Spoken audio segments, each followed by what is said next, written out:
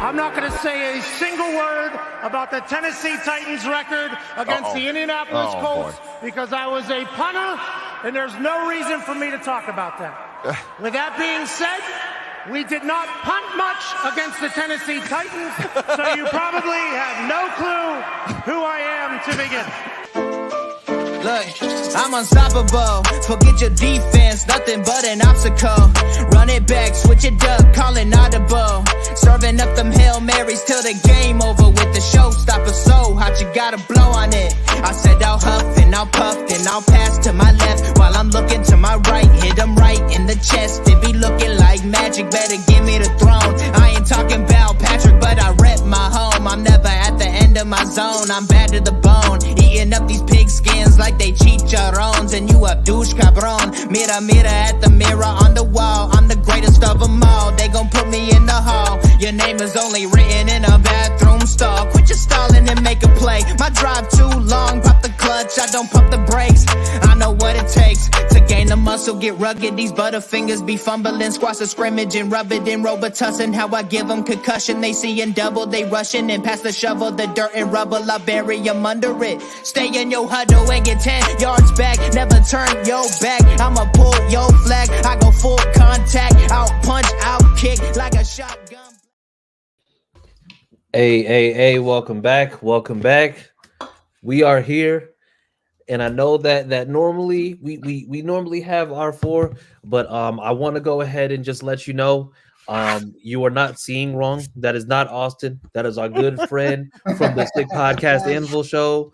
Yes, Austin is not transracial. Okay, he is Clyde is here with us, and you know what? It's crazy because he couldn't have come on a crazier day. But you know what? We're going to get into all that. So just make sure that you are liking, commenting, sharing, all that good stuff. Because I'm going to be honest, we got a lot to talk about. All right. So, yeah, make sure that we're doing that. But you know what? Let's go ahead and get it started. So welcome back to the HorseShoe Mob podcast. We're coming to you everything Colts, and we're sprinkling in some Titan slander here and there. You know, shout out to Mayo Man out there in Nashville. So, you know what I mean? Everybody make sure that you got your helmets ready. Okay. I'm pretty sure you already did, but now you have a reason to. Okay. But outside of that, man, just let's go ahead and just introduce the guys, man. We have with us everyone's favorite a Ballard hater, you could say to a certain extent. AKA we're gonna call him Good VT. We have with us Harish Nukala, everybody. Hello, I'm Harish. We have with us the man who's known to many as Senior or Senior, depending on what language you're talking about. We have with us Josh Senior, everybody. What's good, everybody? Shout out to the 3-7 boys in Tennessee.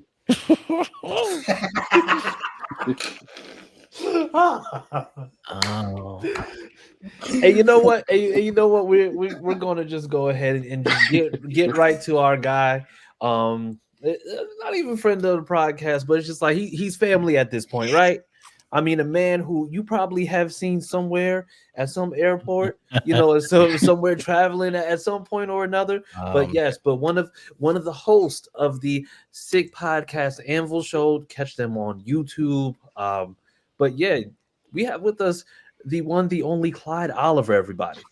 What's up, fellas? Appreciate you bringing me back. And I will say, since we're slandering the Titans, I just remember a couple weeks ago, Levis was going to take over the division. I don't know. That was so long ago that I 4 touchdowns. He was already crowned. You got to crown him.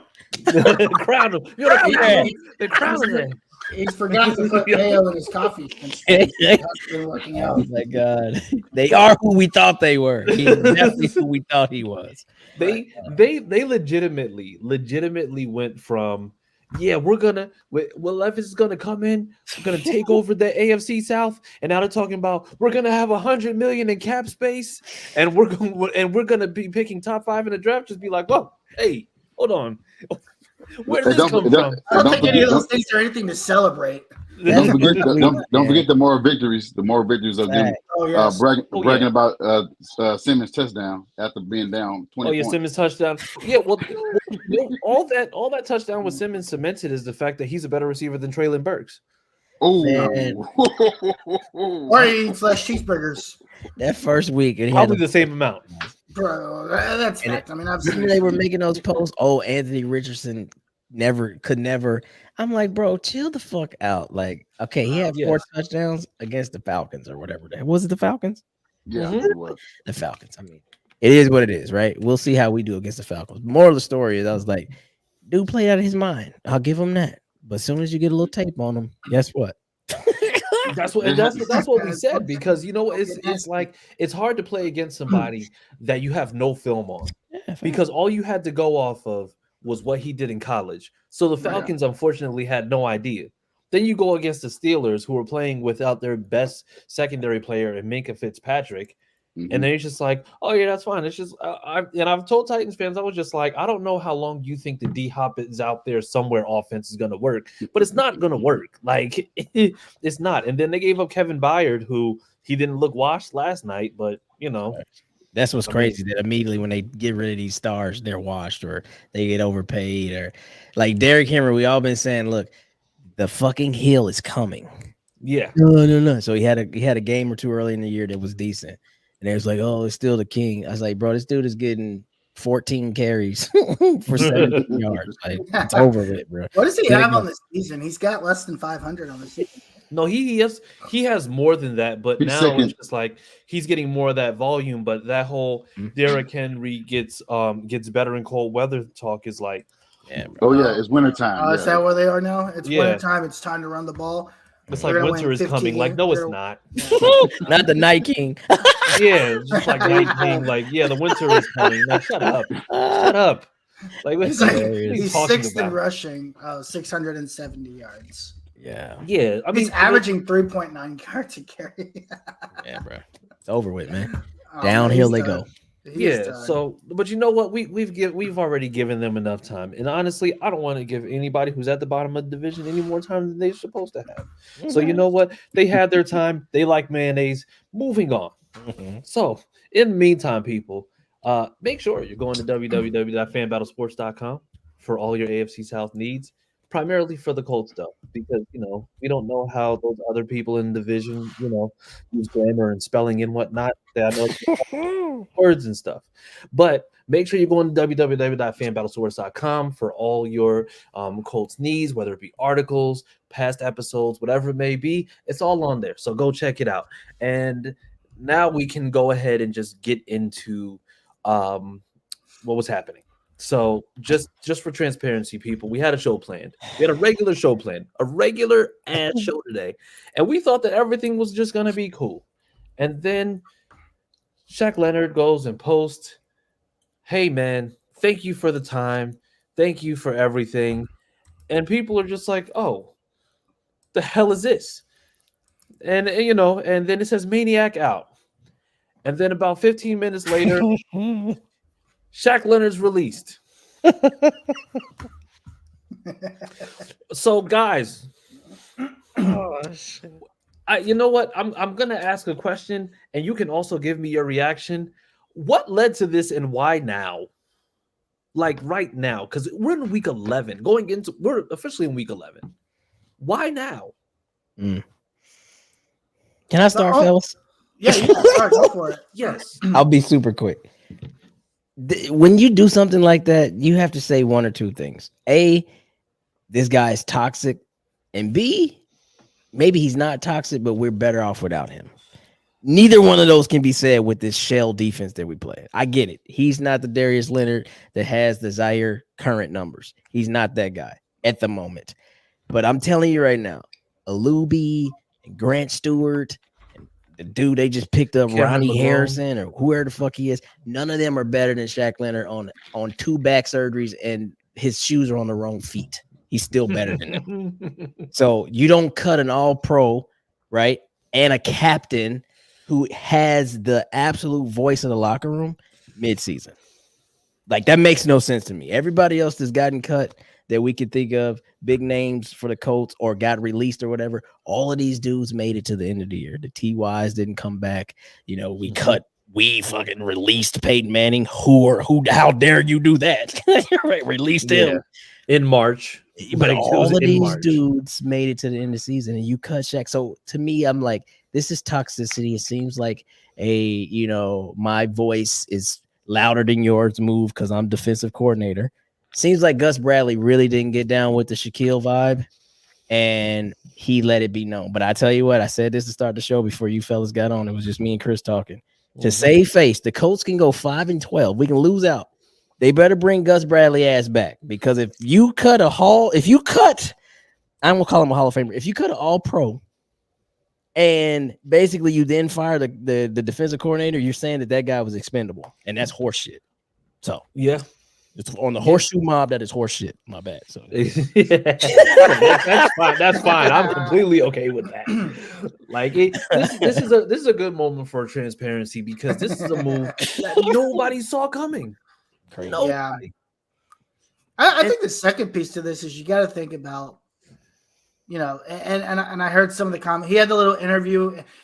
Two things to add on to that. Number one, kudos to Shaq for going to that charity event after it happened, right? He still goes. He has a little interview. He's shocked himself from what it sounds like. But this is what I found very interesting. In that interview, he talked about, taking a backseat to 44 or whatever. But 4 weeks ago, he has the comments in the locker room about wanting a bigger role and not wanting to take a back seat. So I think there's a, and I think this goes back, and I don't know what level Shane plays in this, and I assume it's a bigger level, right? It goes back to one of the things Shane talked about when he was hired, is there will be accountability in this locker room. And I think there is an accountability play to this as well. Is, listen, Shaq was given a role. That role was X, Y, and Z in the defense. He's not holding his end of the bargain up in this role in order to get a bigger role, to gain trust from the coaches, right? To get more playing time. He goes to the media about it. He says he's not happy. He continues to not play the role. And then all of a sudden, when he's cut for not playing the role that he's asked to play so he can get a bigger role, he talks about wanting to play the role that he was given anyway. I love Shaq Leonard. Darius, Shaq, Kobe, Leonard, whatever the hell his name is. I love the guy. I think he's great. But I think this goes, and this is why I respect Shane Steichen. I finally feel like, from a head coaching perspective, there's some accountability in this locker room. And if you're not going to be held accountable and you're not going to do the things that we're going to ask you to do, then there will be consequences for that lack of accountability. There's a reason. This is not a very good football team. I'm sorry. The roster that we have is not very good. It's not. It's not. But Shane Steichen has this team at 5-5, and there's a reason for that. And I think accountability plays a piece in this. Fair enough. I rocks with that, Hurry. Yeah. I want to hear more. Give me more. You know what I think it's also, and I'm not saying that this was the angle, but I think this move just kind of shows like no matter how untouchable you believe you are, anybody can get touched. Exactly. Because the thing is, now it's just like you have, like, Shaq Leonard is probably the foremost, or one of the foremost best defensive players we have on this team. Now, mind you, you see what Gus Bradley dealt with last year with Kenny Moore, how they had the issues they had when it came to defense. Now, also, we know that Gus Bradley was a little bit questionable with the stuff that he did, because he let Brandon Facetson stay in all year, and Isaiah Rodgers was over there waiting like, bro, what are we doing here? Facts. But now you see, like, Kenny Moore, he's playing out of his mind again. And then you have Shaq, who's just like, he's been vocal about that. And, Shaq generally is just like, he plays, he's able to play like his style of ball. He's able to be what he is to the defense. But you see, like, he was hurt last year, came back, and then was hurt again. And then now he's coming back from that injury. And it sounds good when you say, I can play, I can do this, and this. But the thing is, you're not playing. And then now it's just like, I'm not sure what led up to him being cut. But, I mean, like I said, it's just like Shaq, with him being that energizer battery in the backs of everybody in that defense, being the vocal guy on the team, being what he is, and for them being cut, it's like, now it's just like, people know, it's just like, you can't take plays off. I'm not saying that he was, but it just shows you can't take plays off. You can't take time. Like, you're going to have to make sure that you're out here playing at 100% every single down, because honestly, we saw it with Deion Jackson after one game. That man had 1 yard per carry and 2 fumbles. He had more fumbles than he had yards per carry, and he was gone. And then you see with Darrell Baker, even though he should be benched more, but he was benched after a bad performance. Now, mind you, if he was benched after every bad performance, I'd be completely okay with that because they happen every game. But now you have Shaq here, and then now you see the rest of this team. Now you have your foremost veteran guys who are going to be your DeForest Buckner. You're going to have Zaire Franklin. EJ Speed he's been playing very well. Now, mind you, you're going to have to bring those other guys up. But given what you've been given to have Shaq at half capacity and to have all the adversity that you have on this team all year and to still be at 5-5 and you're within 2 games of division lead, I think that just speaks to the fact that this scheme right now is what it is. Now, mind you, it's going to be very hard to find somebody to replace Shaq's impact. But also, let's just be real. This is a team that most of us, let's be honest, had getting no more than maybe 6 wins this year. I shot higher than that early in the season. I felt really good. Maybe I was riding a wave. I couldn't. There's a lot of shit. I shot way higher than 6. I was like 9.5, bro. I was. Sorry, boys. But we might surpass that, right? Like the rest of our schedule was trash, bro. Which especially with no Joe Burrow, we could win. You shouldn't lose another game. That's what I'm saying. We could be 12. Can you imagine? It's crazy. And again, you know, sorry, and Josh, I know you got to talk. I'm sorry, I'm full of thoughts right now. I'm gonna go back. Kenny Moore is a great example of that accountability, and I know you mentioned Kenny Moore. Kenny Moore was terrible last year. I was ready to get rid of him, but he's played out of his mind. Again, there's a sense of accountability there. There's a sense of saying, look, I could still make an impact on this defense, even though it's a different scheme. I've got to understand where I fit in, and then I've got to be able to adjust my play style and my skill set because I'm a good player to be able to do that. That is what the great players in this league do. The scheme shouldn't matter if you're a player if you feel like you're an elite player.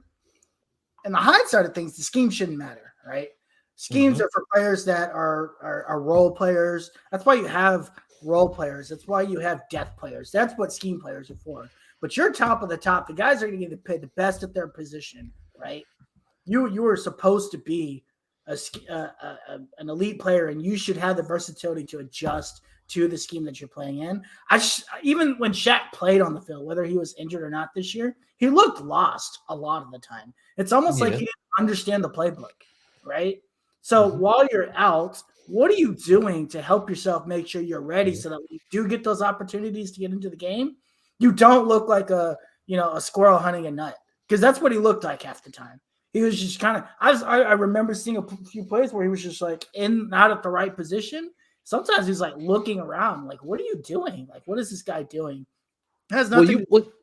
Well, you have to remember, even last year, he was hurt last year, and I don't think he finished last season. Didn't. No, I think in this scheme, I think he's maybe played a total, and I'm talking about full. He's played maybe 3 to 4 full games in Gus Bradley's system. Because remember, with Eberflus, he was able to just kind of roam and go where he needed to, and he was directing the defense. But in Gus Bradley's scheme, everybody has to be in a specific place, especially if you see that they're audibling, especially if you see those things. So if he was out of place, 9 times out of 10, it was because of the fact that there were places that he's supposed to be assigned to that he didn't know where he was at certain times. He's caught in a wash, man. Like because I think he's a natural will. So you go back to Fluke's defense, like you said, like Anthony Walker, the year 1 and year 2, he had the middle. So like literally, Darius is like, okay, boom, he's the one that's eating up all the blocks, and I just fly to the football. But now he's in the wash because they're coming out with 2 backers primarily and Kenny. And then they space you out because of the zone read. And so now as Darius, like, he looks like he's on the island because, he's the 2 or 3 steps slower. Yeah. He's not rangy, like, and no Bobby O no more to cover for him. I mean, because Bobby O made up for a lot of that shit, and so now that that's gone, it's rough for him, bro. And I agree to all of that shit, but I still think that on his worst day with 2 left feet, he's better than Alubi. That's fair. Yeah, no, it's fair. But that's when it comes down to, 3 weeks ago he wasn't okay, but now all of a sudden he's okay to being that guy. Facts. Yeah, Josh, you got to say something. My bad, baby. Sorry, man. My bad. I'm hogging the mic on your show. I blame it all on Harish. My bad. Everything you guys I got saying, excited. It's hard for me. It's hard for me to top what you guys, all three of you guys are saying, because all of you are right. Y'all have better points on why now type thing. In week 11, he just didn't look right. I think a game against the Patriots where he missed on tackling Zeke, and Zeke has been watched. been watched. And I was like, man, I've been defending him all year. I was like, man, he got it. He's coming back, man. He's coming back. And watching that game early that morning, I was like, I can't do it no more. I can't defend him. I can't defend him. Right? I can't say nothing else. I can't say anything else. And I was expecting today to happen, but I mean, like Harish saying, he's back and forth with what he's saying. He said I would have taken a back seat, but you had the opportunity to take it, and you complain about it for 3 weeks in a row, saying, well, they're not letting me play. And even when they said, they even asked questions to Gus about, ramping up his snaps. They was like, well, we'll get there. Same thing with Shane. We'll get there. And they said they love him, but it's just the fact that he continued to pout. And they don't like that type of distraction. Because we already had that already with JT. We had that already with Kenny Moore. We had that. We already got distractions with the quarterbacks right now. So it's so much going on. The team don't like that. And like we said, to our point, Shane is holding everybody accountable. I mean, Kenny Moore could have been traded. Ryan Kelly could have been traded because he was playing bad for the past 2 years. Mo Alley Cox. Have you seen him, guy? I haven't seen him since the Rams game. I don't know. Let's be real. And I don't want to see him anymore. That's the greatest accountability move. Yes. This organization. Yeah, and let's be honest. They probably would have made a move on from him if Jelani Woods was actually healthy. Because right now it's just like I would agree. You're dealing with Mallory in and out, and then you have Granson and Ogletree. And so you can't afford to lose somebody like that because you move down to 1. That means that you have 2 tight ends left. And in this system, you need to have availability on tight ends. So, But I was just saying that everybody, Tony Brown, he haven't since the Saints game, haven't been out yet. Bro, I seen him special teams running his ass up there. That's where he needs to be because he's no corner for you, sir. Damn, you went to Alabama? Nah, cuz. There ain't no way Nick Saban lets you get beat like a drum. Alabama what? He's an Alabama fan. I'm sick. Yeah, I'm sick. I was sick. Wait, Tony Brown went to Alabama? Yes, he did. Bro. Yes, he did. I was mad. He was saying, Alabama A&M? Nah, bro. The real Alabama. Crimson Tide, roll Nick Tide. Saban, Bama, Tide. Yeah, bro. Check him out. Look him up, dog. I remember when he was there. But the wild thing is he wasn't bad at Alabama. No, he wasn't. He was actually pretty good. Well, the same with Ronnie Harrison, but we'll talk about that. Yeah. It's man, seeing the man go, it hurt all of us, man. It hurt all of us, seeing the man go. But watching him play bad like that, it hurts worse. And I think the team we got Zaire on 44 playing at the level 2 years in a row at the level of what Darius been playing for the first 4 years. Well, and it's been. Yeah. It's just been. But I think, I feel like, but Zaire is just he's so naturally fit for a defense like this. Because this is the point that I made on my show, and y'all can let me know if I'm full of shit. But it's like production is amazing, right? Like I'm not gonna knock Zaire's production, but production doesn't always mean success because his defense sucks. So what I'm getting at is he's just making the tackles that are there for him to make. Now he's missed a few, but he's making them. And the reason why I say that is because this defense does not, though we got some interceptions, we don't turn it over like we used to. Shaq used to turn it over. Shaq's like, fuck, we need a big play. I'm about to make it happen. For all that Zaire is, he ain't that. He's just making tackles. He's a key slayer. Respect him. Fact. Okay, well, I give him that too. But we're giving up mountainous amounts of yards. Like every time he's making a tackle, he's making that tackle at yard 7. You know what I mean? Like it just depends, right? Yard 7 or 8. It's second and short, third and short, and it's just those are the things. And like Gus has not promised on what he gave us as his resume. Looking back at his years in Seattle, who's the Leo on this team? Last year it was Ndakwe. Who's the fucking Leo? Titus Leo. Oh yeah, exactly. Almost Omaha you on yours. Man, I was like, wait, this ain't my show. I can't.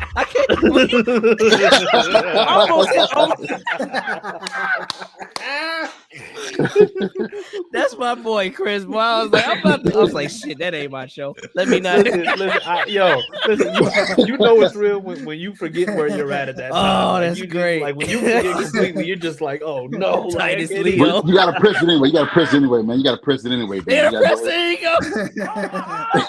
There you go. My man said Titus Leo. We definitely got an audible out of that one. That's great, bro. Oh shit. That's good stuff. But you know what? But the thing is, you are making valid points because of the fact that, like,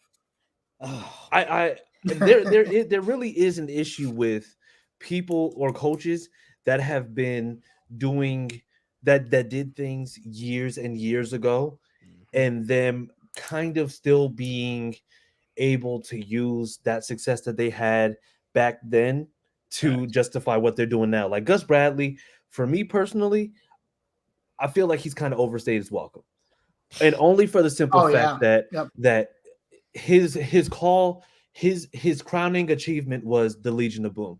But the thing is, there ain't a Richard Sherman. There's not a Brandon Browner. You don't have a what's the name? We don't need a Brandon Browner. We don't need him. I forgot him.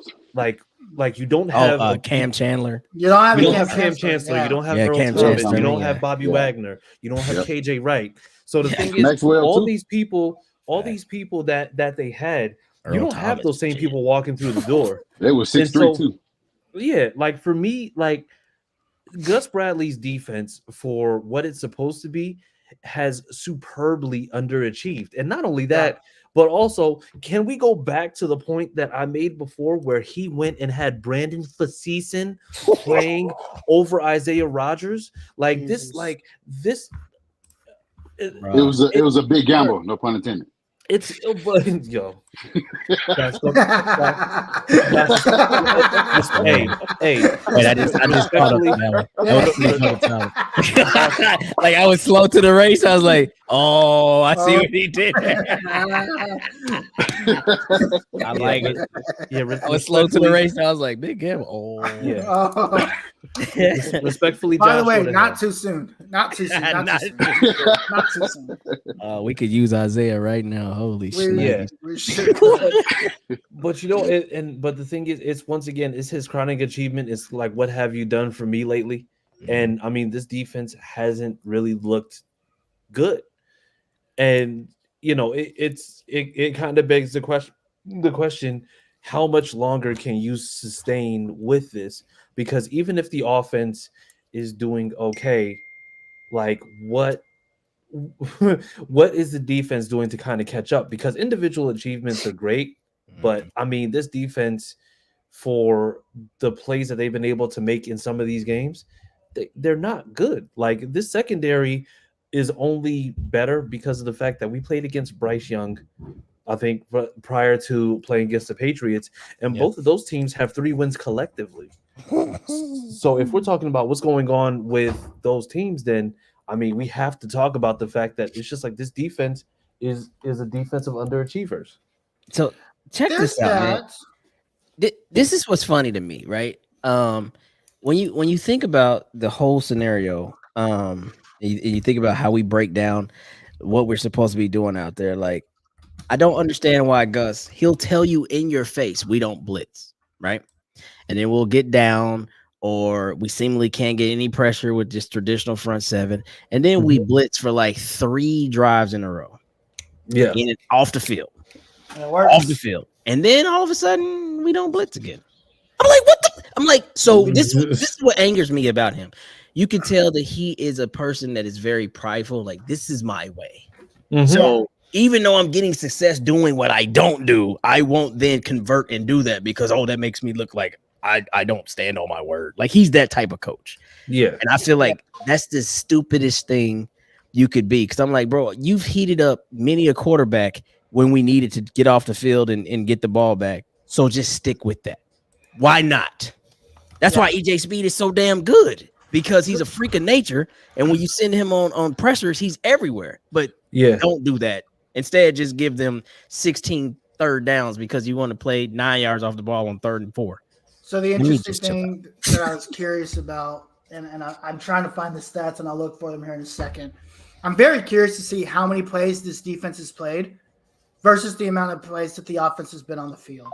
Because I think that plays a fact. Because if you see this defense in most games, right, there have been a couple of anomalies. This defense for at least a half or two has been pretty good, right? Yeah, facts. Yeah.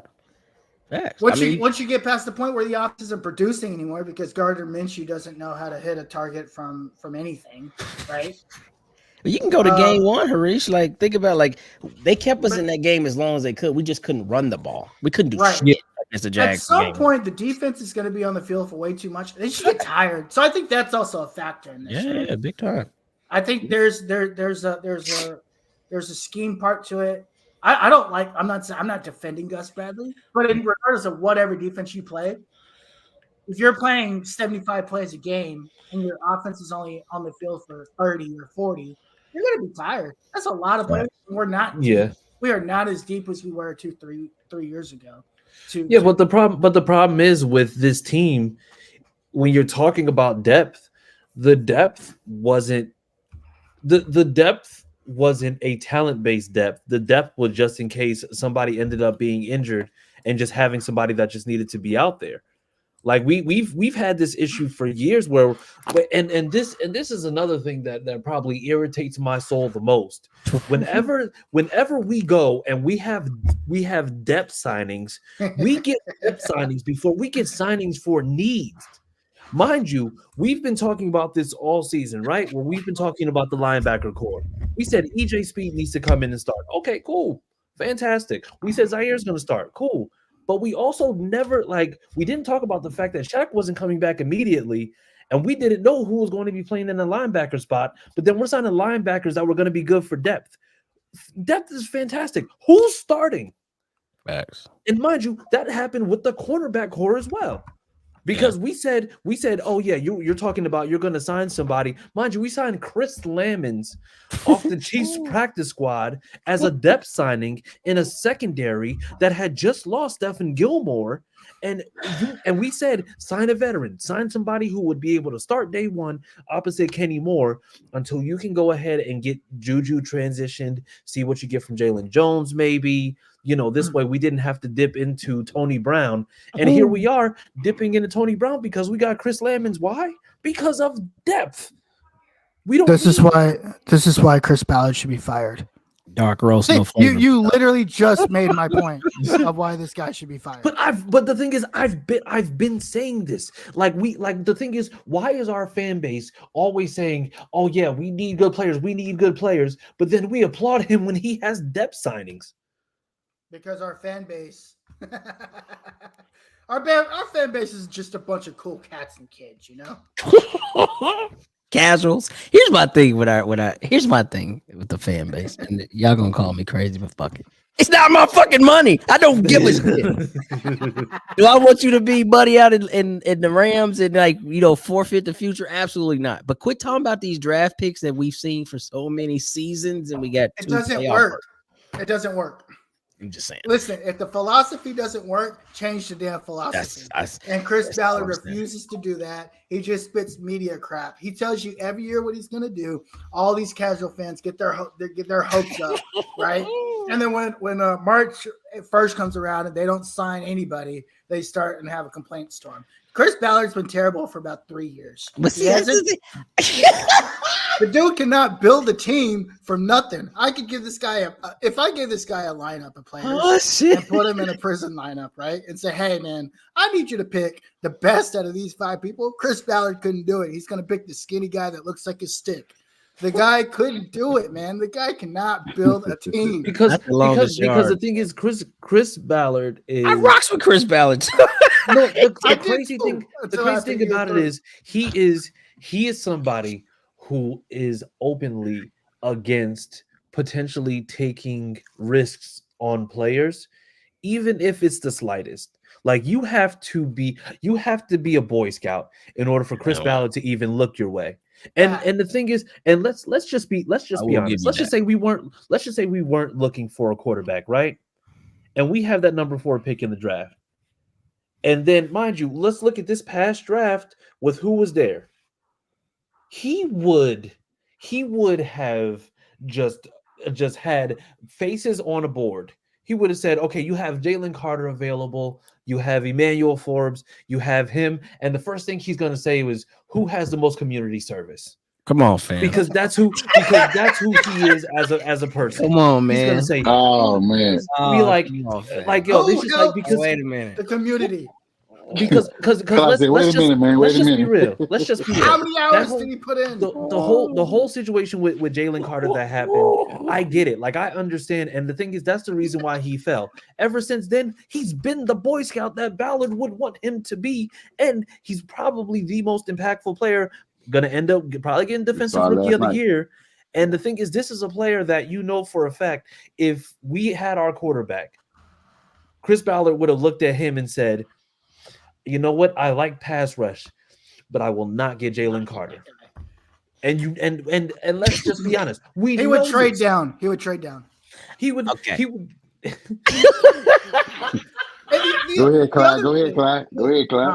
I'm gonna just give you a little bit, just a tad bit. I think this is more about Jim Irsay than Chris Ballard. I'm gonna tell you why. Because Bob Irsay was an asshole. Bob Irsay hired Ron Meyer, who was, he was running amok at SMU, and he took all the chances in the world. He packed his team up and left in the middle of the night. Jim Irsay fears being his father. He's always feared being his father because his father was hated. He was hated. And I feel like a lot of times, that's why they say Irsay, for all that he's not, he is a player's owner. Like he's very, like he always bring the guys back. Edgerrin James, he gave him a ring. He didn't sign the man, but he gave him a ring anyway, like crazy. And a car.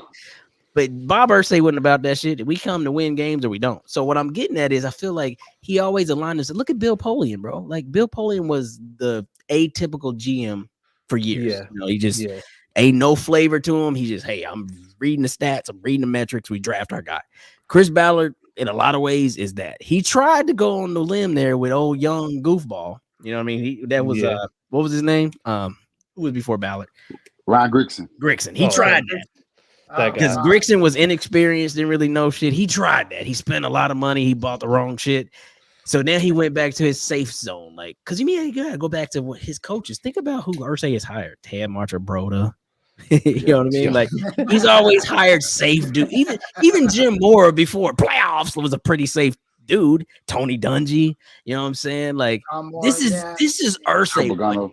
This is what I'm saying. But the thing is, he gives it to the girls. When the girls take over, we gonna be fucking some shit. We gonna be the shit because they young and hungry. They gonna be acting like Genie Bus. Fucking pay everybody. But you know what? The interesting thing about them is the fact that that they're kind of sitting like in the back, just kind of like watching the way that things are done. But then they also have a good idea of what it is. And I'm not saying that it's just like that Irsay is just outright the worst thing ever. But I'm sure that they have in the back of their mind that there's certain things that they would change or that they would implement. Oh yeah, 100% more so than their dad. So it's just like, yeah, I'm ready. I've met 2 of them. I'm ready to roll. Let's fucking get it. They gonna be young and hungry, man. They gonna want to make their own mark. You know what I'm saying? Yeah, so we'll see. Yeah. And by the way, Grant Stewart, Ron asked, what's the off-brand Troy Polamalu that's moved up to linebacker position? Yeah, that's Grant Stewart. Oh God, come on. Yeah, that off-brand Troy Polamalu. Let him roll, bro. Sarah, she calls him Fluffy Butt. I fucking love that. Don't call it grown man. That's a little out of control, man. It's insane. Sarah. That's crazy. Shout out to my Sarah. That's Costa's wife. She's hilarious. That's a smart fluffy butt. Yeah. The crazy thing about Jim Irsay, though, real quick, the crazy thing about Jim Irsay is you say that he's a player's guy, but he's quick to get rid of his players too. So how much of a player's guy is he really? I think I just meant by like the way he treats them, right? Like, but you're right. When they're in the building, tough business today, right? Yeah. Ain't that what he said? That was his tweet. I think it was tough business or some shit like that. When they're in the building, he loves them. At the end of the day, Jim Irsay wants to win, and I just don't think Chris Ballard is getting it done for him. I think I would be shocked if Chris Ballard isn't gone in the offseason. But that would mean but the thing is, I don't know, man. But the thing is, so let's look at it like this, right? We're 5-5. Let's just say we end up being 9-8. So by all intents and purposes, right now, we literally are a game ahead of where we were last season, and we have 7 to go. So the thing is, like, if you look at that, if we go 3-4 for the rest of the season, we're 8-9. And mind you, you have the fact that Anthony Richardson isn't playing, but you're also 4 games better than you were last year. And now going into next year, after the money situation now with Shaq, depending on how that happens, now you're either going to have $85 million available or you're going to have $97 million available. So the thing is, you could but you have to be honest, because at the end of the day, this is the semantics. This is what it looks like from the outside. We're a game ahead of where we were last season with games to go in the season, which means that we're already better than we were last year without doing anything in free agency outside of getting Isaiah McKenzie and Samson Ebukam and drafting 12 players, and most of them being hurt now too.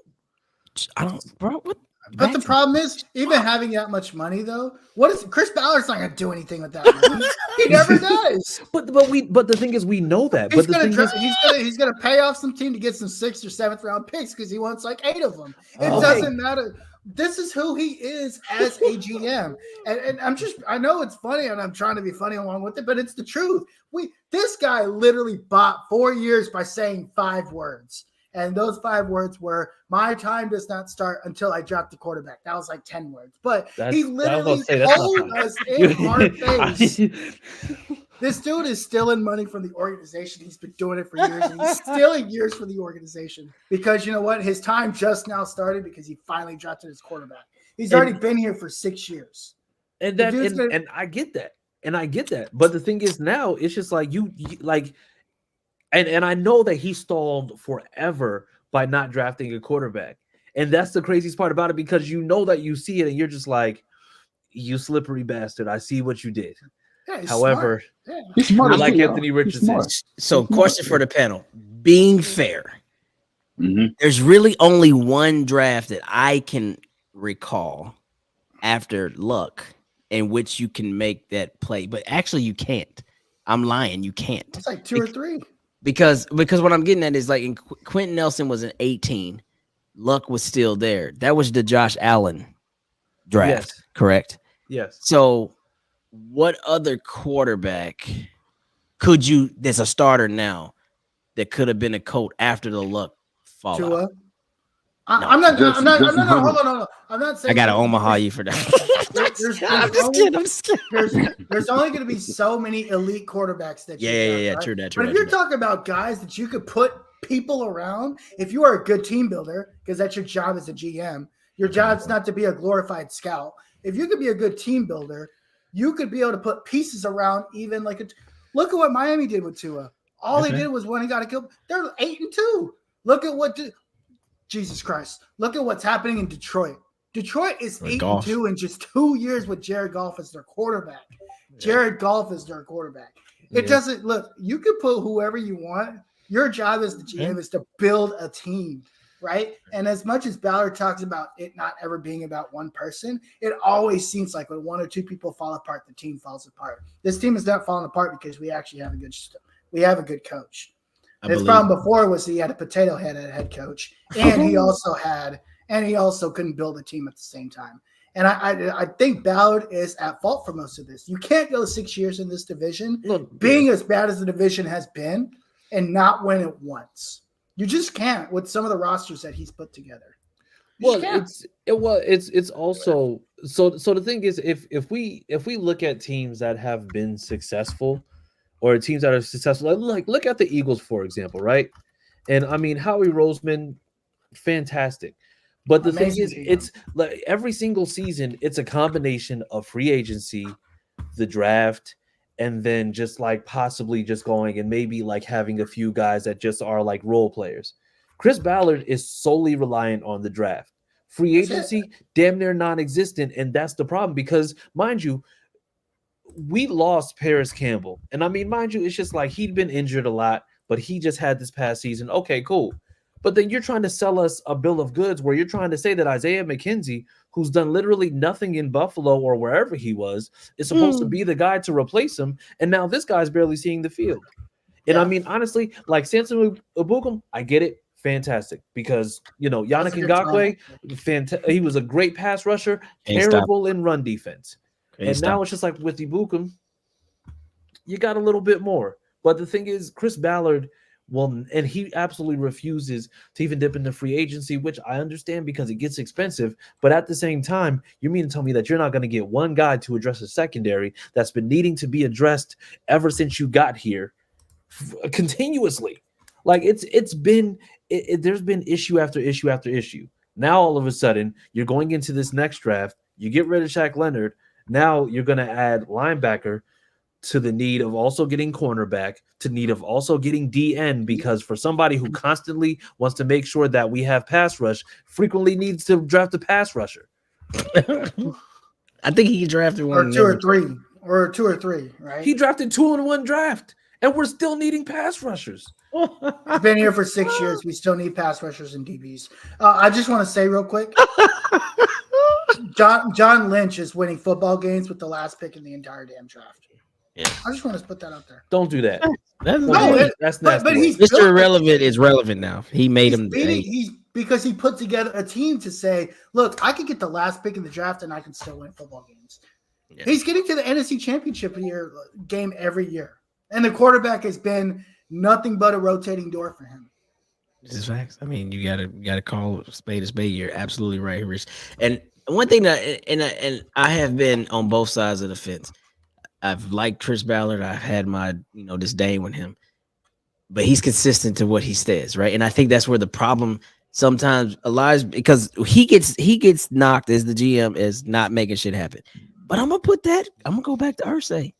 This is your goddamn team. I don't need you to be Jerry Jones, but Jerry Jones is like, hey, whoever you are, GM man, I see what you're saying, but no. We're about to go get that dude, and you get him here. It's first thing in the morning, and let's talk to him.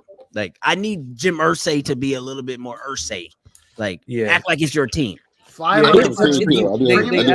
act very small market with the moves that they make consistently. They really do. Oh my god, I'm from and Indiana. They have the cash Pacers to do it. They do it. Yeah. I mean, side note, Pacers did go make that Halliburton move. That's what I'm saying. I couldn't believe that. I was like, damn. Yeah, it was. No, don't do that because the Kings were going to be giving him away. No, don't be like that. I forgot he's a Kings fan.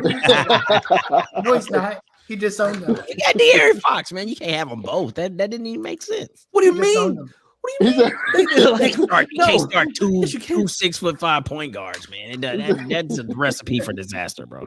Just ask the Mavericks. One lefty, one righty, like one dark skin, one light skin. Like, bro, that was just fucking. It's just got a light skin friend look like Michael Jackson. Got a dark skin friend look like Michael Jackson. Like, what are we talking about? Like, it's perfectly fine. Like, we gave you Domas, man. Enjoy that. It's good. No, but I do Sabonis is good. So I fuck with Sabonis. I did not. Sabonis is dope too. Absolutely. Yeah. But then getting back on topic. So then let's just kind of look at things right now, right? Because we've kind of speculated in terms of just like record, whatever. So given this move, how far can this team go? Let's just say just this year, right? We're being 5-5, 7 games left. You're gonna play the Bucks. We're gonna play the Titans again. You're gonna play Falcons, Bengals, Texans. You're gonna play again. Steelers. Raiders. Yeah. And we played the Raiders. And so the thing is, like, with this schedule, right? Seeing how these teams are right now, you could very easily say that you have a case to potentially go, let's just say 4-3. Mm-hmm. Bro, How far can this? I'm way above that. Yeah, I'm 6-1, dog. yeah. So Literally. then let me ask you this, right? Is this a 6-1 given? Like, is this a 6-1 after Shaq being gone? Oh yeah. Yes. The defense is fine. The defense is what it was without Shaq. Shaq hasn't played all that much, so it's not like you're taking a lot away from it. So yeah. So the thing, we're not the Titans, man. We're not the Titans. Like, losing Kevin Byard. So then I'm not. Yeah. So then the thing is, I'm gonna say I'm not diminishing what he's doing, but if we have the belief that we can go and make a deep run like that, how much of an impact was that going to be to begin with?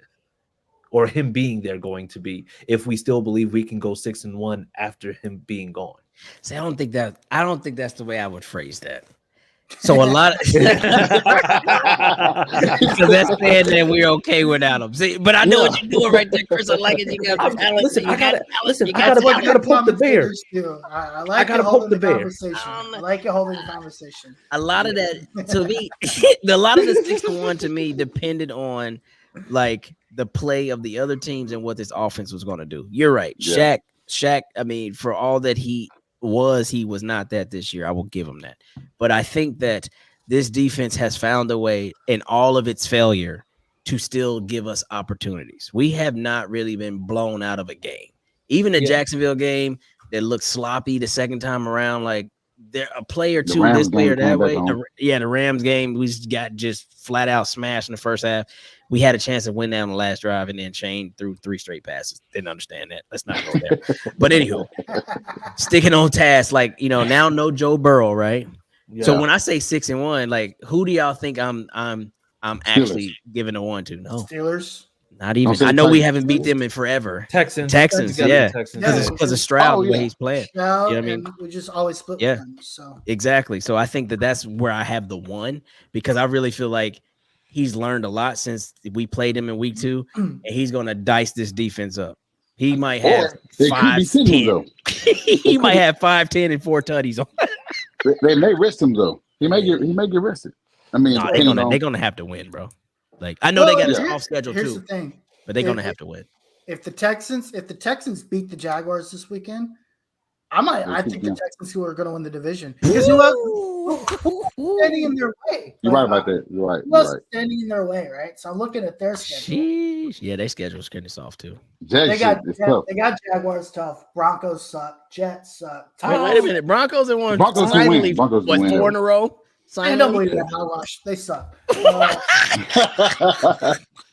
The Browns have a good defense, but who are they playing? Aren't they playing LDR? What's his name? The rookie? DTR. Dorian Thompson Robinson. Yeah. And then they play the Mayo Boys twice still. So the Mayo Boys will win one of those games. Man, the Mayo Boys ain't gonna do nothing. Nah, they might not win another game this year, bro. I need Vrabel out of there. I hate Vrabel. We're talking about bad teams. Listen, Loki at the Titans, you can bring him in as our defensive coordinator. I'd take him. I'll take him to DC. Bring Vrabel. Oh, I was gonna say the same thing before we end the show. I'll take Vrabel. I'll take Vrabel as a DC. Yeah. I want an eye patch, bro. What's the eye patch name? Minnesota old head coach. Yeah, the one. Zimmer. Mike Zimmer. That's who I wanted. But no, so patch? Well, yeah. Remember he had like the surgery. He had the surgery on his eye. Oh, okay. That's a dark shot at him. My bad. That's fucked up. Now, I'm gonna fuck around. I was about to say like, have a final destination and lose my eye. I'm sorry, Mike Zimmer, but that's who I wanted to hire over Gus Bradley. I never wanted Gus Bradley, bro. I'm on record saying I wanted Raheem Moore. Raheem Moore would have been solid. Okay, that would have been solid too. Yeah, I just didn't want to go through another 3-4. Like I couldn't have another 3 because we had the Pagano days and we tried the 3-4 and that was a shit show. I remember they had fucking what's his name? Robert Mathis like dropping back in cover. I said, boy, if you don't blow this shit up tomorrow, what is happening? Go to the play. I'm like Robert Mathis is like year 11, like dropping in pass coverage. Get out of here. He did have almost 20 sacks, though. He did have almost 20 sacks in that scheme, though. The other guy that I'd be interested in if the Jets fire him is Robert Saleh. That ain't happening. They ain't gonna fire him. Not ain't because but yeah, hell yeah, Robert Saleh would be. Robert Saleh. Sheesh, But that would Chris change Ballard everything. will dig into the bargain bin just like he does everything. Promote within, bro. Who's the DC? Who's like a coordinator? We got Cato June. He's a Colt. Cato Okay. June, yeah. They got Ron Mealis. Ron Mealis. No, he's the same as He was. I remember when they said he was heralded. He was heralded coach. as a secondary guru. I'm just like, I already don't like how this sounds. Because anytime somebody comes in with any type of thing to their name, and Chris Ballard signs off on it, I'm just like, this is going to be a crapshoot. We need someone like, no kidding, that is aggressive. I want to see a blitz heavy guy, somebody that takes risks, doesn't play soft covers. Like, the reason why there's so many yards in the NFL is because every coordinator, for the most part, plays like every play is going to be a penalty. Like, I really do. I'm not going to give you, it's 3rd and 11. You're not getting 8 yards, and then I'm going to come up and tackle and make it 4th and 1, because guess what? Everybody goes for 4th downs now. Literally everybody. Yeah. The first few weeks of this season, Shane Steichen went for like 12 4th downs. I'm like, dude, it's week 2. What are you doing? Like, punt that shit. But you also get those ticky tack, and every play almost seems like even a 5-yard penalty is an automatic first down. Yeah, that too. Yeah. You And know, the problem illegal is that it's contact just needs to like not also- be an automatic first down. I'm sick of that. It's Half these plays don't need to be automatic. Listen, the only things that you should have is 5 yards, 10 yards, and then PI should be spot fouls. And you can argue. And then the thing, PI should always be a spot foul, because if I'm throwing the ball 30 yards and you PI there, I'm getting those 30 yards because that's the intention of the play. facts. Right? That's I think college needs to change that rule too. That That's needs to be a legit. spot But yeah, foul. that fucking, it's 3rd and 12, and you got, illegal contact, 5-yard penalty, automatic first down is horse shit. Like, I'm sick of that, because every play is illegal contact. Come on, dude. These dudes are Tyreek runs 30 miles per hour, bro. You don't think I'm gonna tug him a little bit when he comes flying by me? Of course I am. I got you. Just be like, Did you see his touchdown? Did y'all see his touchdown? Did you see that touchdown on Sunday? It's unfair, because that the thing was is, it's just like he gets the ball and then he goes from 2nd to 5th gear instantly, and you're sitting there looking. It's just like, this isn't fair. That's okay. The Chiefs don't miss him. Yeah, right. Because fucking sloppy hands over there. Yeah. Oh, he can take the top off the defense. That was so bad. It's a terrible. I was like, bro, what are you doing? That's for the game, bro. I mean, drop the ball. Game. Oh no! I do remember Colts fans wanted him though. I remember that too. MBS, well, it's not like we had a lot at the time. Now we we're wanted good. anybody, bro. Listen, We're just desperate. So can I also just say this right now? When Colts fans say they want somebody, I'm automatically going to just be against it. Because the thing is, we've gotten to a point in fandom where if, like, we'll say somebody was released, and then they're just like, oh yeah, well, we need to take a look at him. If they got released, why the hell do we want them? Like, and that's the thing, like, it's the same thing that I talked about before. Why in the hell do we keep on believing that getting O-linemen from Philadelphia that aren't starters are a good signing? Those guys are trash. Extra tights. They got Dillard. we got Matt Pryor, and he was supposed to be the next best thing. And then Chris Ballard said, and I quote, he's earned the right to start. And then we saw the whole entire year him play 4 out of 5 spots on the line, and we saw exactly why he didn't deserve to start. He was terrible, my boy. Yeah, That was terrible. the worst shit I ever And seen. now we're doing that with Baker this year. Man, who would have thought? Who would have thought that we would miss Mike Lewinsky as much as we've missed him? Bro. Yo, Like, what? We found Mike Lewinsky in the alley somewhere, and that dude was a monster when he was with us. And we were happy with Chris Reed, too. We were happy with French fries based on the name. See, and that's the thing, though, right? Guys like Mark Lewinsky, Nico Autry spoiled the fan base in the bargain bin too, because that's where they were found. It spoiled the fan base in the bargain bin, because you when we got to Nico Autry, we were like, really, the Raiders? Like, the Raiders? And at that time, they didn't have good old Max, right? So right. they didn't have Crosby at the time. This is before they got him. They're like, wait, Yeah, you want a guy? You want a guy from the Raiders, and you put him on our team? He actually ended up being really good. Yeah. I think the thing about defensive coordinators is there's a sense of development that I don't think is happening on the defensive side either. Because looking at week over week, I just don't feel like guys on this team. So they come in class. Yeah, he's supposed to be fucking asleep. You're supposed to be fucking asleep. Matter of fact, that's Das Sock. He tried to do a Das boot. Check that out on YouTube. He should have did a Das fucking sock because it was terrible. Two spitting it up and shit. Never mind. You know what? I'm not going to kick. That's my co-worker. Let me go back to your point, Harish. My bad, big dog. No, it's just how much of the guys on this defense are getting developed? Forget the scheme, forget the players. I just don't feel like there's guys on this team that he just said something else. Wow, yeah, I'm reading the comments. I'm sorry. You're look, we're live here doing the show. Harish got a point. Don't listen to this guy. He's fucking sleep. He's way past his bedtime. Oh shit. Yeah, it just goes back to the point of I don't think these guys are getting developed, right? Forget scheme, forget when you have some of these guys, and some of these guys have been in the scheme for 2 years. You just can't. These guys aren't getting any better, and I think there's a piece to the defensive coordinator in that as well. As the guys are progressively in your system, they have to get better year to year, and I just don't think that's the case either. That you make an amazing point on that, and I think the other thing that you have to focus on too is like, is your defense progressing? Because just because you come in with this is the scheme. But what are you doing to enhance it? Like, I feel like we making the same recipe. It's the same spaghetti, bro. Like, it's still bland. It's still vanilla. Like, okay, spaghetti is spaghetti, but, you know, some people's spaghetti actually pop. Like, put some shit in it. And we don't put shit in our spaghetti.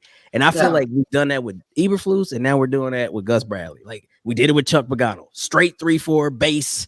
No fancy shit. Just do what you're going to do. Now you got then we had the cover 2, 4-3 base. Now we got the cover 3. 4-3 base, but with nickel playing on the. But this shit is so vanilla. It's so easy. You have quarterbacks that are barely even in their early progressions as quarterbacks eating us alive, dude. Like, what the fuck?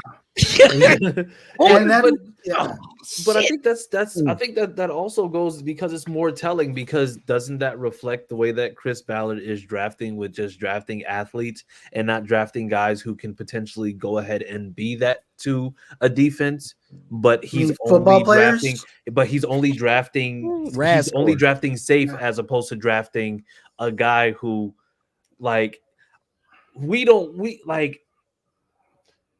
how many times have the Steelers drafted absolute headaches at wide receiver, but you know for a fact that they are going to be phenomenal?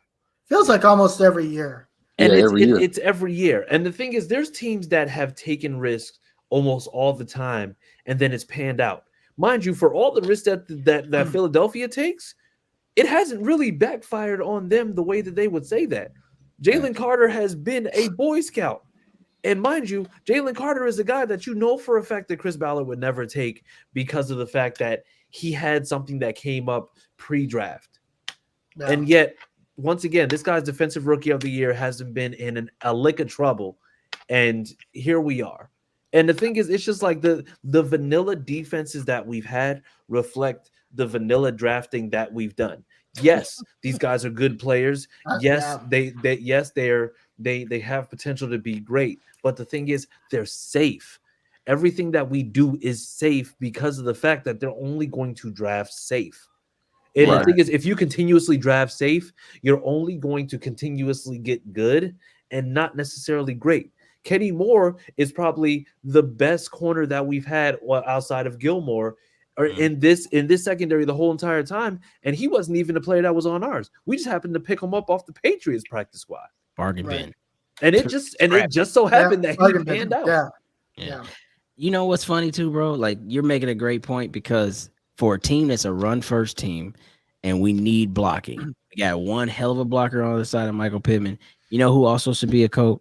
George Pickens should be a coach. I said that. I said Christian Watson, when they moved up and took him, Green Bay, I was like, but George Pickens is still there. Now I get it. Kenny Pickett stinks. Whatever. But George Pickens with dog. this team would be an Bro. absolute dog. And you Yeah. see what he did at the Spurs, because guess what? We went safe. For Yep. all the things that Alec With Pierce Alec is, Pierce, yeah. he's not. That dude sucks. I need him to be. Nah, Alec Pierce is trash. He doesn't He- do that's the what I thing, need though. him to do. But at the end of the day, Alec Pierce wasn't even good at Cincinnati. He was just okay. I didn't even He know. was their best. Yeah, he was their best receiver. But he was their best receiver. They weren't really. The reason why Cincinnati made the playoff that year is because their defense was really good. Yeah, they were. That defense was nasty. Oh, Yeah, well, I mean that was also the Sauce Gardner on there too. Yeah, that was Sauce. And we'll see what he's turned into, because he's Right. he's a top 5 corner in the league. Dare I say top 3? At some point, we have to draft football players, because I don't know if you guys know this. This is a football team. Yeah, man. Well, shit. We know, but does the team know? Rascal. No, and that's why he should be gone. That's another reason why I fire Chris Ballard this offseason. Well, I mean He's but the just thing is, and it's not just football players, but it's just like you got it. You're gonna have to draft dogs. You got to draft people with that dog mentality. It's just like, are they gonna potentially have an attitude? Yeah, but at the same time, They it's just should like have one. not everybody, That's the point. Yeah. that plays out there with that fire and with that dog mentality is going to end up being somebody that is just automatically going to be an absolute headache from there on out. Like that's not how that goes. We missed on what's name too, Terry Scary. He's upset. DK Metcalf, AJ Brown. AJ Brown. We took fucking Rockets in. I was there, bro. We took Rockets in. No, we didn't. No, the fuck we did. No, we did. Yeah, we did. Yes, we did, because I was there. It was raining on me in Tennessee. I wanted Montez Sweat from Mississippi State. Yeah, and mind you, he traded down, and they ended up picking a pass rusher. So many players. Quiddy Pay hasn't panned out. We went and got Tyquan Lewis. Very well. Can you imagine if DK Metcalf was on this roster, or AJ Brown with Anthony Richardson and Jonathan Taylor? Jesus Christ, bro. And my listen, DJ Metcalf. It's taken. Look at how many years it's taken me. Oh my god! To call Michael Pittman Jr. number 1 receiver. It's taken me 4.5 years. Yeah, but I mean, also we've had 4.5 receivers in that time too. Bro, when we kept rostering, and he got rostered this year, Austin Doolin, I say, listen, man. Yeah. One year he suited up, and you have to excuse my language because I'm on record for not saying the right thing. It slipped out, bro. But he had a knee brace on. And this is on Indie Boys, and I was mad, bro. I say, I've never seen a receiver line up on the edge and have a knee brace on. And I said the N-word. I said they really put a you know what in a knee brace on the edge, dog, and said run a route. Are you fucking kidding me? What world is that you would see like a stud receiver with a full-fledged left tackle knee brace on, trying to run a post? I've seen it all. And then y'all, I've seen it all, big dog. I've seen it all. Is there a receiver you guys want in this draft? Yes, and it ain't it's not who everybody. Yeah, Habers. It's not even him. Yeah. Mine's probably Egbuka or Dunza. Nope. Really? Keon Coleman. All day. Oh, did you say Coleman? I'm sorry. I didn't hear you. My bad. Unlike these other guys, I like to think outside the box. Dude, Anthony Richardson with a big arm. I want, so the way this team was designed, get the ball. Like, think about this, bro. Think about this is you got Jelani Woods coming back healthy, 6'7". Let's say we resign Michael Pittman, 6'4.5", 6'5". You go get Coleman, that's another 6'4". Alec Pierce is 6'3" and some change. Mallory and Ogletree both 6'4", 6'5". And then you got little bitty old Josh Downs. I want a bunch of trees. Who plays like he's 6'4". And one little bitty guy, and Jonathan Taylor come out the backfield. What about neighbors, y'all? Go get the it, bro. The other guy I'd be interested in, the other Florida State receiver, Johnny Wilson, would be nice. Johnny Wilson? Yeah. Oh, yeah. Leggett from South Carolina is another guy. Yeah. Those are 3 guys I would love on this team. Because everybody's saying, MHJ, right? Marvin Harrison Jr. I get it. He ain't coming. We got to lose out, and the Bryce Young has to win, and it's just not going to happen. Yeah, mind you, Chris Ballard giving up draft picks is not going to happen. That's also we're never going to the top. No way. Yeah, we're going to trade down before we trade up. Always. Yeah, always. But let's veer a little bit, right? Because I think we've talked about everything. Are we running except for this guy. Except for this guy. So now, like I said, we've we mentioned accountability at the beginning, right? And then here we are, more accountability. So what are we thinking about Shane Steichen with this move?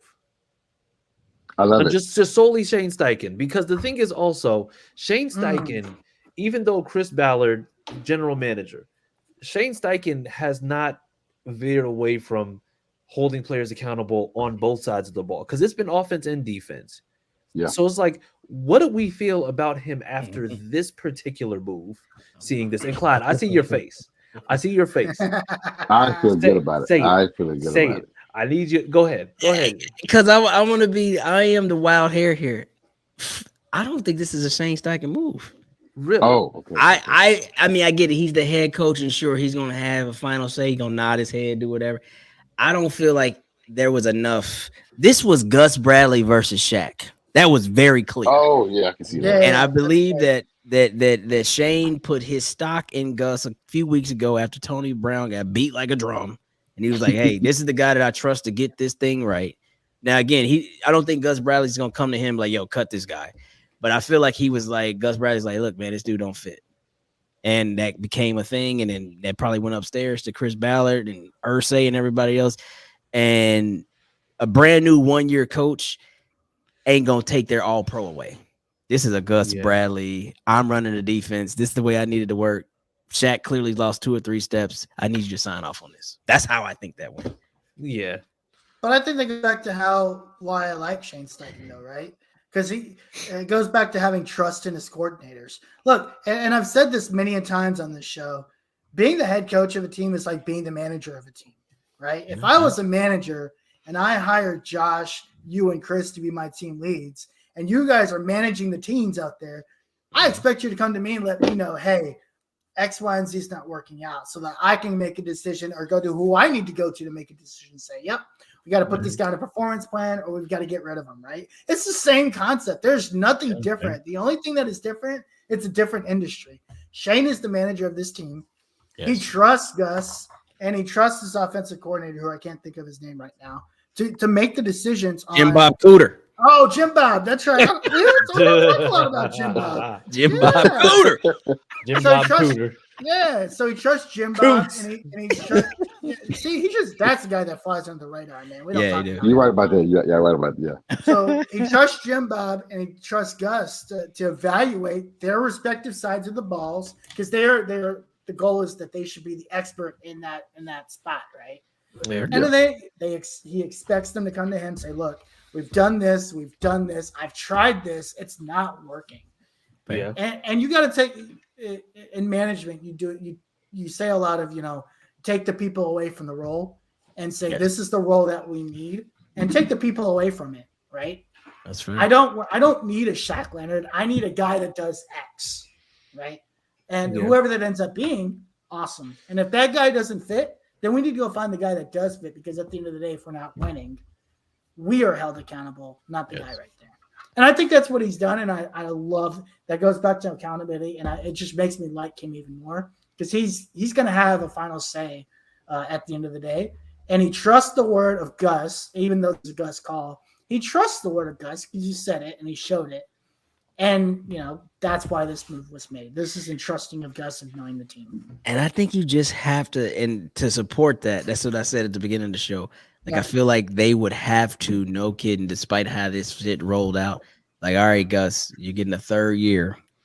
Because if you start slicing and dicing like that, and you cut, and you end up parting with the guy that was like, get rid of Shaq Leonard, and Shaq Leonard gets picked up by the Rams, or not the Rams because they're fucking broke, but they get picked up by the Eagles or somebody. Yeah. And Shaq Leonard comes back to be a Shaq Leonard, I'm like, yeah, you're looking at him like, but that's the risk you take. I mean, I get it, man, but that's like swallowing razor blades and hoping not to bleed, bro. Like, you're probably gonna bleed if you swallow the razor. So I'm just saying, I want them to be able, like, this is a move that hurts. Right now, there's a lot of emotions in this, 1,000%. Right. Everything that everybody said on the panel tonight, absolutely true. It is definitely the confirmation that Shaq Leonard is not 2018, 19, 20 Leonard. Cool. We ain't even got to argue that, because everybody agrees with that. But it's just like, damn, you cut the captain, bro. Like, mid-season, B. Like, I don't know. You threw him away. If anything, it should send Thanksgiving week of all weeks. If anything, it should send a message to the rest of the locker room. I'm not messing around. That's good. Yeah, And it's been a problem for us with Chuck Pagano and Frank Wright. With Adam Vinatieri missing all those kicks, he just kept them there. Hot Rod, same way, he can't fucking make a 50-yarder against the Texans last year. How long did we hold on to Jacoby Brissett? Jacoby Brissett. Who else? Brisket. Carson Wentz. Who else? Well, Carson was gone in a year. Okay, look. Was he though? Was Carson that bad? No, like Matt Ryan bad. Frank is just a potato head. But and the latest one is Carson Wentz was better than he was the year prior, but he was mid. He was mid that year. Because the thing is, you also have to think about it like this. This is also coupled with the fact that Jonathan Taylor had that phenomenal year. So the thing is, being able to run the ball really made us look a lot better than we were. But there were a lot of situations where Carson Wentz had to pass the ball if a team went and finally focused in on the run, and he just wasn't able to make those plays that he did. Because mind you, we were 9-8, but 9-7 that year, right? Or 9-8. We were 9-8 that year, which means that we were one game away from being able to do that. And mind you, this is also Carson Wentz while Frank Reich was there in games throwing for 40 passing attempts in a game, which is insane in itself. One too many of those games. One too many of Carson Wentz box score finishing with 137 yards. 11 for 27. What are we doing here? What are we doing here? What is happening right now? I don't know if it's fair to judge Matt Ryan on the season he had because yes, it is. Fuck him, bro. Yes, Reese, no, throw the darts at him. Man had 9 turnovers in 3 games. He was terrible. I went to week 2 against the Jags last year. I was like, who did we buy? Because this is not Matt Ryan. This is not the Matt Ryan we were promised. That was week 2. I get what you're saying. Fuck, he was terrible. But he didn't have the same Jonathan Taylor that Carson Wentz had the benefit of having. Man, I don't know what he had, bro. He was fucking. but also look at that team. Look at that team last year. We had Matt Ryan with practically the same O-line that we have this year. Yeah, and then on top of that, yes, you get Jonathan Taylor back, but you didn't get Jonathan Taylor back until later on in the season. And then you have all the same wide receivers except for Josh Downs. Yeah. And yet this offense is more successful than that one was with damn near the same cast. And once again, going back to the point, Shane Steichen. Yeah, exactly. Well, Frank Reich isn't a good head coach. Look at what he's doing in Carolina, right? Well, he's climbing mountains and chopping wood. He took the playbook back. He's just a mountain climber. Chuck Pagano and a wood chopper. Yeah. Wood chopper. No, Chuck Pagano was the wood chopper. Yeah, it was a lot of weird. You know what, bro? Like, not even being funny, bro. Like, I don't give a fuck. Shane Steichen or Chuck Pagano or fucking Frank Reich. Why do we have this staple of the wide receiver screen? It does not work in Indy. I'm sick of seeing that shit, bro. The wide receiver screen? Oh, just running the play in general? Bro, I mean, I get it. You got to throw it in there every blue moon, but we run that concept as if we're like strategically good at it. We suck at it, bro. We're terrible at it. You know why we suck at it? Because we don't have the right people running the concept. Run Josh Downs on a wide receiver screen and tell me it won't work. We still haven't done it. We have not. Still haven't done it because we're so busy. So let's be real. We had Anthony Richardson throw a wide receiver screen to Michael Pittman Jr. and score a touchdown. That will never be removed from the playbook. Okay, that was one of the most successful plays that we had early on. We will keep that in there forever. If we do nothing else, that is what we will do. They were just like, oh man, listen, it looks like they're playing us up close. What should we do? It's unacceptable. We're gonna put he almost scored against the Patriots on there. The same play. Yeah, it's a little back screen. It's a little back screen where Pittman. Bro, it's so like. You also don't have wide receivers that can block, right? That's part of it. Say hello to George Pickens. It's on the Steelers. You know how he just people. Can you imagine like a pitch to Jonathan Taylor and George Pickens has this guy like under the ground? Like that's what he does. Every run just slams people to the dirt. It's almost like wide receivers are supposed to block in 2023. It's so like weird. what? We don't do that. We don't practice that. Oh, Isn't that what they do in college? Yo, apparently not at Georgia, who wins every game in their life. Yeah, I don't. You know what? This is the type of thing that, like, as you start to think about this team, you start thinking about where we've been the last 6 years. This is where the frustration mounts for me, because I think about the drafts, I think about the missed opportunity free agency, but more so than anything, I think about what doesn't happen on the field. Like, it's basic shit, bro. Like, we'll play a team that we're supposed to, and I don't even care about blowing the team out. Those days are gone. I remember Peyton Manning, he gonna go get 45 on somebody and put them to bed. I'm not even looking towards that. But I'm saying, like, we have, for instance, the Patriots. They're 2 and whatever they were last week, and that game was a nail biter to the end. Why are we playing with them? Why are we doing that, dude? That should have been 21-3 and go ahead and get back on the plane and fly the fuck back home. But we sit here biting nails. They got to put in Zappy, he goes with the old like fake snap or fake freaking whatever and throws the interception. I'm like, but he could have got us. And we would have been asleep, and then they would have won the game or some stupid shit. Like, it's that type of, like, we shouldn't be winning like that. That makes us very mediocre. I'm tired of being mediocre, bro. I mean, that's what we are. Shit. And that's what's been drawn up. Now the thing is, if Ballard wants to make a move next season, I mean, he can always go get George Pickens. Because George Pickens apparently wants nothing to do with any offense that has Kenny Pickett at quarterback. Right. Oh, perfect. Hey, man, throw him a little 4th-round pick. Let's bring him on over. Kenny Pickett is terrible. Him and Zach Wilson. Release Alec Pierce and go get George Pickens. I think we're set. Yeah, like I don't. Michael Pittman Jr., George Pickens, Josh Downs, go draft Keon Coleman. We're set. Yeah, it'd be pretty phenomenal. Here's another thing. Let Michael Strawn end up being solid. I'm gonna flip my lid because we let him go. Let him end up.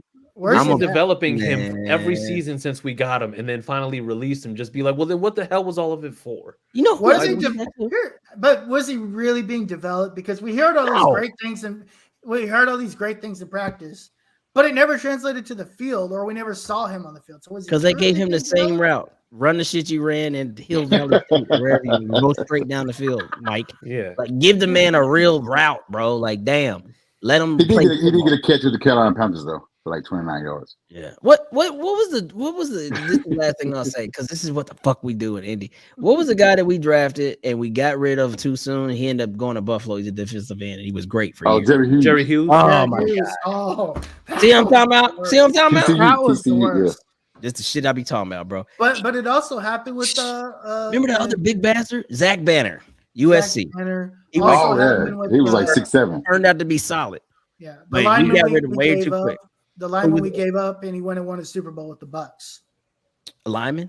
Yeah, phenomenal left guard. Oh. Zach Muhort? No. He retired. No, not Muhort. But I know who you're talking about. Joe Haig. Joe Haig. Oh my God. Joe Haig. And then you know what? Since he's left, we've been nothing but a rotating door. Who would have thought we would have missed again Mike Lewinsky and Anthony Costanzo so much? Damn. Oh, I knew. But the thing is, Costanzo was very easily remedied. You had Eric Fisher out there who'd consistently done nothing for 10 years, but you also had Charles Leno out there. Man, there's a lot. And mind you, he went and got Fisher when Leno was the guy who you honestly could have had at left tackle, and he would have been the guy. Eric Fisher was probably the worst thing that could have happened until we actually saw Matt Pryor play left tackle. Because when we saw Matt Pryor play left tackle, he was so bad. We said maybe Eric Fisher wasn't so bad. Didn't we have a chance at Trent Williams? No, we didn't. No, because remember the ridiculous contract that the 49ers signed him to. They broke him off. They traded for him and then they re-signed him at like 36 or some shit. The guy from the Saints, though. The guy from the Saints. We have a price. Teron Armstead. Armstead was another one. Yeah, he did say we got a price for everybody. We have a price for everybody. As soon as they exceed the price, Exactly. Meanwhile, he's saying this with a blazer pocket full of coupons. Like, hey, hey, here's our price. But would you be able to take a 15% discount? Huh? I'll tell you what, Would you? he's What's that gonna coupon find a shit? way to get his guy. I had no faith that he's gonna be able to land Gilmore, and he got him.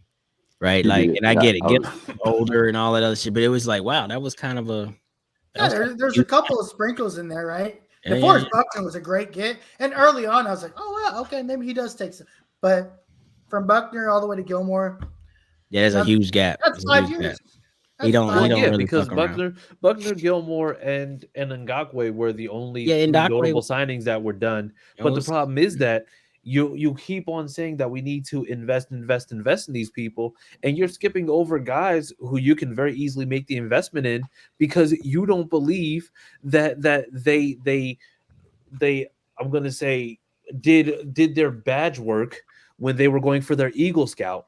Like, why don't you just go and just draft the guy? If he seems like he's a little bit of a headache, why don't you sit down and talk with him, mentor him in that case? Why are we sitting here and passing on people because you feel as though he doesn't have the gentle disposition? Listen, get out of here. That's Ursay, man. He didn't pick up enough trash on community service day, bro. He didn't pick up trash. Literally, that's Ursay, bro. Like I mentioned earlier, but I also think think about it, man. Ursay has done some things he's not proud of. The pill popping thing, getting caught, arrested, and so he tries to keep his nose clean. Because we are like a middle America town. Like we don't have the allure of, oh, you come to LA, it's a lot of trouble to get into. You go to New York, it's trouble to get into. Miami, get some trouble. Middle town America, like ain't nobody talking about nothing there, right? Like, okay, so keep your nose clean, and so it's hard for him to get past that. So I think, but the fact that it is that way, isn't that even better for those like bigger players because they don't have the opportunity to cause trouble in those little towns where it's like, it's facts. So the allure though, like that's why you don't have that lure in Indianapolis. Yeah, right? But that's what I'm saying. But those big time players, they want that. They want to be like, the Laker game tonight. I'm going to the Heat. And not just that, but and we if you really think about it, going to a place like LA, Miami, New York, places like that, athletes now are transitioning from just being athletes and going into like being their own brand, like doing their own content creation, doing that. And the thing is, yes, it's crazy, but the thing is, at the same time, you're not going to get the same opportunities to potentially build your brand in a place like Indianapolis or Cincinnati that you would if you go sign with the Chargers, the Rams, or the Dolphins. Like you just have that much more, and also no sales tax in places like Florida. I mean, it's just like that. That's hard to beat. Vegas, no sales tax. Yeah, Vegas, like. But I mean, why would you want to be home to the Raiders and the home of a giant hockey disc? Like it's just like it's a hockey puck. Like that's just exactly what it is. Like, listen, if Godzilla came through, all you need to do is just put up a giant net and he'll be like preoccupied with hours. Like that's just what the hell that like that's just what it is. Just like tail whack Raider Stadium into the net. Matter of fact, they can shoot it into the sphere. There you go. That would be exactly what they do. But you know what? We've literally gone on for about an hour and a half. Yeah, bro. I'm sorry. Fantastic. We could talk. No. This is fantastic. But listen, Colts versus Buccaneers predictions. What do we have? And then we'll just go one by one. What you think the game is going to do, and then what you think the score is going to be. Okay. Well, our defense sucks, and we'll give Baker Mayfield. I just said this on our show. We'll give Baker Mayfield 378. Let's see. Mike Evans will have 165 and 2 tutties. Oh, Jesus. Shad, what's his name? Shad White. He'll have 111 and a tutty. So the Bucks will have 28 points because Baker will run one in and do his Baker thing. Yeah, it'll be Bucks 28, but we'll find a way to win. So we'll win 30-28 in an absolute shit show of defensive strategy because the Bucks can't stop a fucking cold right now either. They need a fucking COVID test too. So 30-28 Colts in a fucking barn burner. Happy Thanksgiving, boys. Yeah. Thank you for that. Whatever the fuck that was. Oh my god. What about you, Josh? That's a hard act to follow. But I mean, it definitely is hard to come behind, hard to follow behind that because I do agree on all the points of allowing all the yardage and points. And I do agree with the win as well because we only won one game this year, and that was against the Titans. So I'm feeling pissed off about this. So I think we should get another win, and it'll be maybe 31-24 Colts. All right, Harish. Well, after we passed our COVID tests, I think maybe. Hopefully. Yeah, I mean, I think it's going to be a high-scoring game. I could see Baker with 300, 325. I could also see Gardner Minshew with 350, 375, couple picks, a couple touchdowns. There it is. I think we win like 31-27. There it is. Something like that. Hey, Happy Thanksgiving. Happy Thanksgiving. We'll eat a turkey. We'll go to next week. And we'll let the Bengals back up. Get like 300 after that. Yeah. Who's playing quarterback for the Bengals now? Jake Browning. And From Washington, right? Do with that information what you will. Jake Browning? Like Jake Browning? Oh, yeah. wow. Didn't he go to Washington? Washington Jake Browning. Browning. Yeah. Oh, He'll wow. fucking roast us, bro. He's For all we gonna know, he could go to He'll be- ICDC college. Oh, I have no he'll idea be who this guy is. He probably will too. 335 and 3 tutties. Chase a half. Fucking sign that 10 guy to a 10 contract. All right. So Best I'm backup going in the to league. play only because I don't care. But so if, and this is a big if, I know they haven't released the injury report yet, or you know what's going on. If Juju Brents doesn't play, we lose 31-24. If Juju Brents does play, we come out and we win 24-21. Oh. So here's the question: What do you have our record for the rest of the season? Oh, you said 4-3. Yeah, well, no, I said if we go 4-3. So based on the current schedule, the way that these teams look, I'm gonna say it's very easy that we end up. I'll say Come on, 4-3. Steve Wonder. 4-3. I think 4-3. I think is like where I'm going. 4-3. 4-3 is where we go. Let me just go. Let me go 4-3. 5-2 is the ceiling, and that's only because of the fact that I don't trust Tennessee, and I mean even though they're terrible for some reason, they tend to just play us inspired. Yeah. So they do have a punter this time. But also, I don't think the Texans win the game or win the last game of the season against us. I don't. I think. Well, that means you think we sweep the Texans? I think so. Wow. Yeah. Okay. Because once again, I think also you're looking at it from perspective that how many times have we seen the Eagles and the 49ers go up against each other? Several times. So the thing is, so is it fair to say that Shane Steichen kind of does have some film on DeMeco Ryans and what he likes to do when it comes to defense? Yeah, But he's only played him once. No, We get the whole rest of the season. So he's only technically played him once, but we're talking about when they were coordinators because they were both coordinators in the NFC. That's true. So I mean, so the thing, like I said, I think ultimately it's just going to come down to being able to disrupt the pass with Tampa Bay, and I feel like you can only really do that because Juju Brents has had a very underrated season up until now. I mean, I know that he had the game against Hopkins where you're going against DeAndre Hopkins, which is a tough feat in and of itself. But the thing is also, let's go back to the fact that when he played against Cleveland, he played against Amari Cooper and held him to nothing.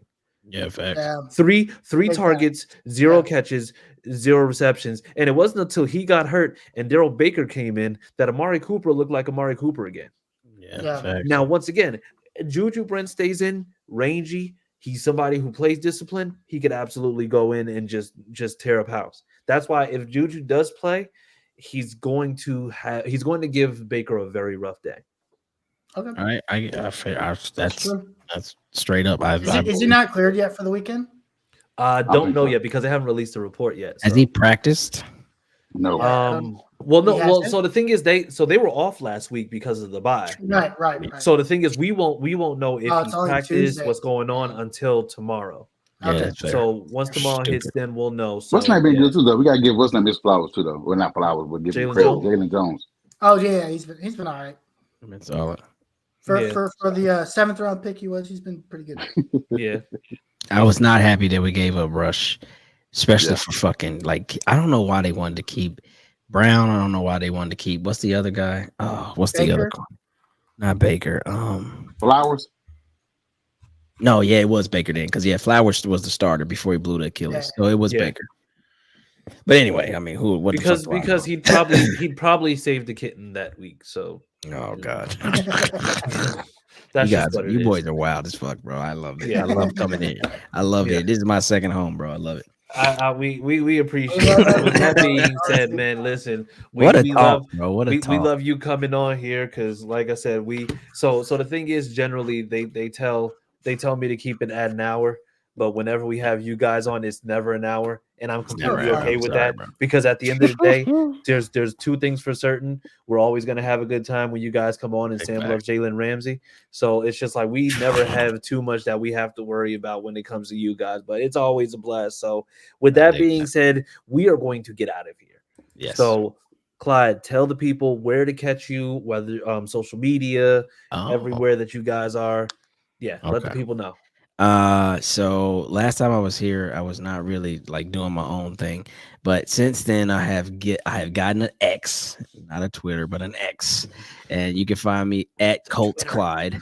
As far as the show and everything, the Sick Podcast Animal Show on Facebook, the Sick Podcast Animal Show on YouTube, and then on the X we are at Sick Pod Colts. You got let me see at Patrick Dorfline 1. And then you have Big Country or something like that. I don't know what his fucking X is. But anyway, that's where you can find us there. But I will say this, boys, like always, I appreciate y'all having me on. And I will say this, and I'm telling you, talk to your significant others and whatever else you got to do. The next time that the Colts announce that they're going abroad, you have to make that trip. I tried to go to Germany this year. That atmosphere. Circumstances that happened. And I don't know what happened, bro, as far as like how, and this you can never really play this out, but like we bought our tickets to fly over there like way early, and they were still decent. I mean, I was at like $850. That's not bad. But the week of, I don't know what the fuck was happening. The week of, shit was like barely 500.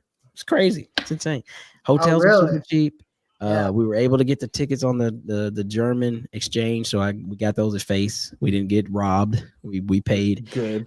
165 euros, so like just shy of about $200. Yep. Nice. So yeah, and we had great seats down by, we were sitting behind the goalpost and all that. So that was like that's the first time I've ever done that. I usually sit on the sides, but still a great atmosphere. But you just have to feel the environment in a different country.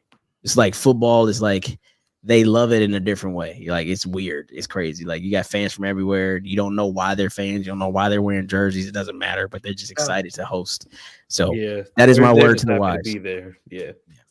Sell your souls now. Tell your wives like you'll promise her a new car or whatever the fuck. But next time we go abroad, boys, you got to make it. That's what I'll say. I'll never not go again. So, and thank you for having me on. No, absolutely. Listen, it's always a pleasure. And then with that being said, guys, where can the people find you on social media? Who's Josh up? Yeah, Josh. Yeah, you can find me at 37 Boys. Oh, I mean, am I? Official Josh Senior. Harish. You can find me on social media at the Uncle Gandhi. I'm also on the Longhorn Fan Battle podcast Thursday nights, 8:30 with my boy Tim Wayne. Come check us out. Lots of great stuff happening in Longhorn Nation. So definitely come check us out Thursday nights, 8:30 p.m. Central.